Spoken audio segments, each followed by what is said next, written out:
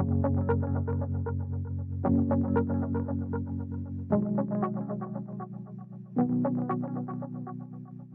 next presentation is by Professor Bernard Carr. I'm personally looking forward to this presentation. Professor Carr is Emeritus Professor of Mathematics and Astronomy at Queen Mary University of London. His professional area of research is cosmology and astrophysics and includes such topics as the early universe, dark matter, black holes, and the anthropic principle. For his PhD, he studied the first second of the universe, and a lot happened in that very first second.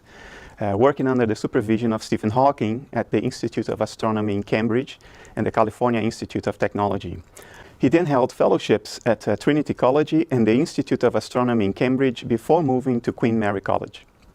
He's the author of nearly 300 scientific papers and the books Universe or Multiverse and Quantum Black Holes.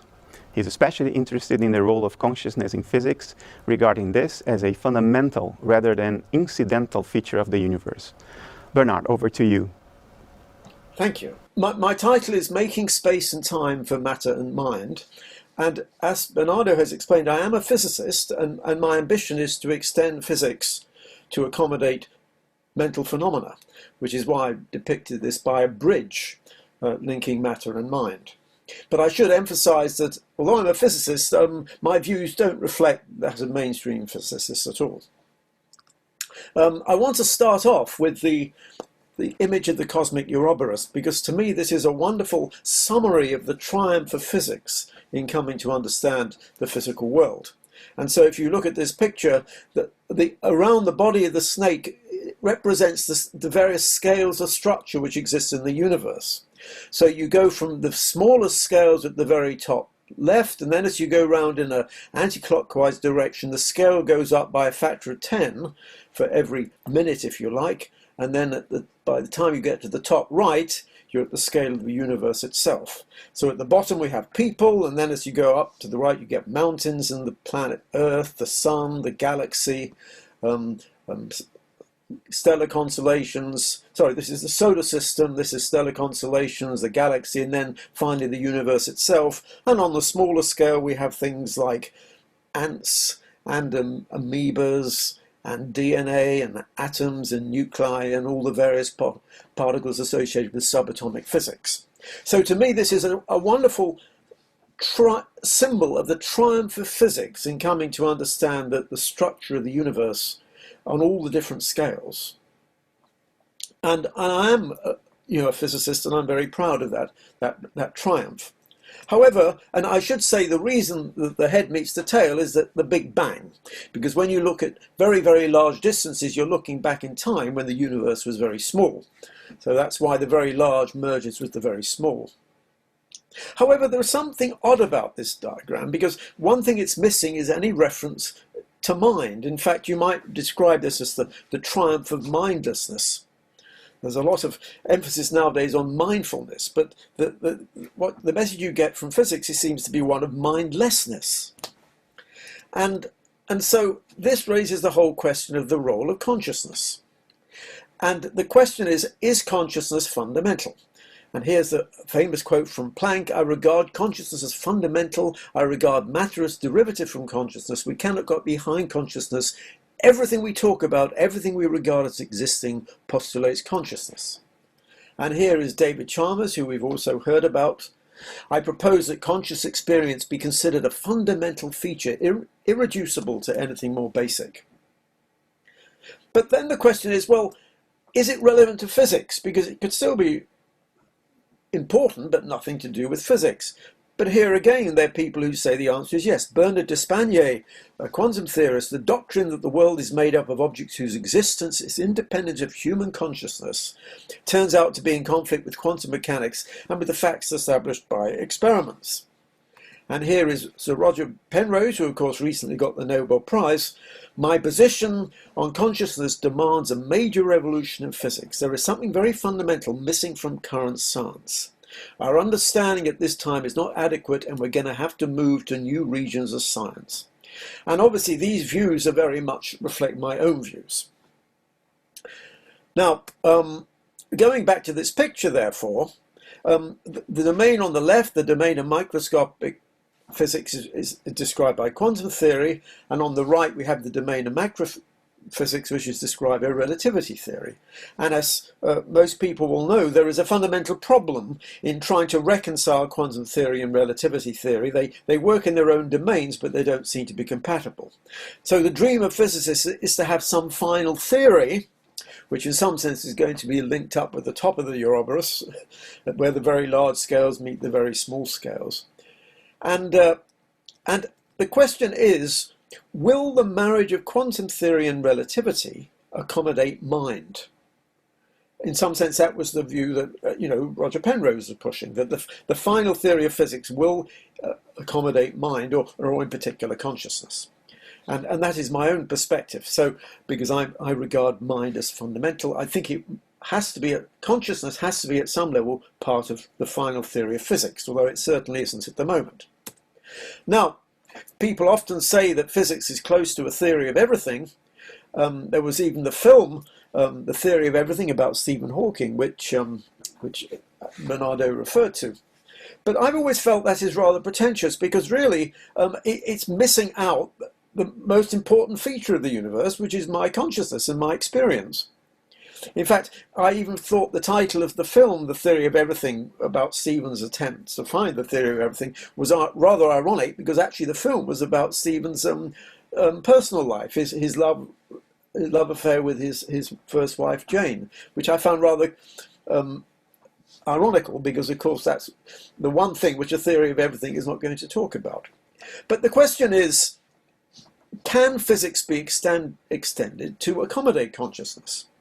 Because really, what we've seen when you look at the cosmic Ouroboros, science is exploring ever wider domains of space in some sense. It's looking out to very larger and larger distances and looking inwards to smaller and smaller distances. So it's providing a sort of ever-growing map of material reality. And it is, of course, a description of matter. But this raises the question, are there other types of spaces, or are there other levels of non-material reality? And here, of course, I'm referring to mind. Now, of course, a lot of people will say, well, the answer comes from quantum theory, because quantum theory suggests that there may be a role for the observer. Wigner, for example, the famous physicist, he thought consciousness was actually responsible for collapsing the wave function. This is an image of the universe evolving consciousness, which then reflects back on its Big Bang origin and brings it into existence. So the idea of consciousness actually brings the universe into reality. Henry Stapp, another quantum physicist, he goes further. He says that the consciousness can somehow affect the probability of the universe collapsing in a certain way. It selects from quantum possibilities. And David Bohm, another famous physicist, but rather mystically inclined, he always talked about an implicit order which underlies the explicit order of the physical world. Now, from my perspective, quantum theory does suggest that consciousness and mind, the observer, play a role in physics. But I have to say at the outset, so this is the idea of the observer, the universe creates itself, the hand that draws itself. But I have to say, my own perspective is that quantum theory does not provide a complete description of mind. It hints that mind is important, but it doesn't give you a description of mental phenomena. I mean, no one understands quantum theory anyway, so you can't really say that's going to explain mind. It's just replacing one mystery with another. What we really need is a deeper paradigm which underlies both quantum theory and mind. Now, let me then start off by describing the standard physical view of the universe. The Newtonian view, which ruled, of course, for many hundreds of years, says that the arena of physical reality is a three-dimensional space, indicated here, and of course you've got time as well. So here is a clock. It's not right, and so in Newtonian's view, both space and time are absolute. In some sense, they were described as God sensorium. Of course, we all know that view, well, if that has implications for the nature of reality. And so, for example, if you imagine that you've got two observers looking at a cat, then the standard view is that the percepts are associated with some external physical reality in the standard view, but the images we have of the cats are just inside our own brains. They're these little dotted cats here. And so the view of reality, which you would have from Newtonian physics, is that there's a three-dimensional space in which you localize physical objects and senses, and through those senses we observe the objects. Now, every observer only has partial information about this space, but there exists this three-dimensional configuration which produces two-dimensional projections which are concordant with those presented. In other words, reality is a three-dimensional structure which consistently reconciles our perceptions of it. But of course, we all know that the Newtonian, and I've represented that down here, for example, I represent the reality structure as like a cube and the different perceptions of it as these two-dimensional squares. But of course, we all know that the Newtonian view was destroyed by Einstein, where Einstein said the arena of physical reality is 4D space-time. And I won't go into the details of that, but it means that different observers have different time and space axes, but they follow their world tube or their world line. So there's a particular observer or an object with a world line in space-time, and of course time is now a fourth dimension. But however, it modifies the picture of reality, because now you have to say that the physical world is four-dimensional, with the objects and observers being represented by world lines. Perceptual fields are being a three-dimensional, they're sort of the light cones, and physical reality is a four-dimensional structure which reconciles our different perceptions of it. And so this is a standard picture of relativity where you've got the space and time in the light cone, which is along the light cone the light rays travel, and that's how we observe the world. So the brain has some sort of world tube or a world line, and if you look at the cat, that's got a world line, and where you observe the cat is simply where its world line happens to intersect your past light cone. But nevertheless, the same sort of picture we had before still applies. It's just that your reality structure is four-dimensional, and it's reconciling all the perceptual fields. So the nature of the reality structure has changed, the nature of the perceptual field has changed, but the basic concept of reality is still applicable.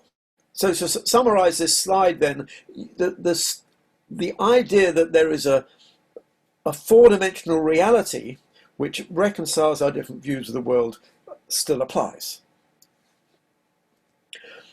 And this has an interesting implication for how you view the whole process of perception. Because in four-dimensional terms, your phenomenal space is simply the part of space-time which is connected to the brain, which is this at the top here, by some causal signaling network. And that's not just the light rays, it's the sound waves, it can even include all the neuronal connections inside your brain, which a neuroscientist would study. So from this perspective, your phenomenal space is just regarded as I call it the space-time outlook tree of the brain. And so it sort of corresponds to an extended mind. And this is really important from a philosophical perspective, because it's saying the percept is not in the brain, even though that's the view maybe 90% of scientists would take. In some sense, object and brain are just two ends of a four-dimensional chain. So perception has to be viewed as a four-dimensional process. And once you do that, then the relationship between phenomenal space and physical space, it seems to me, becomes much more clearer. They become closer to being identified.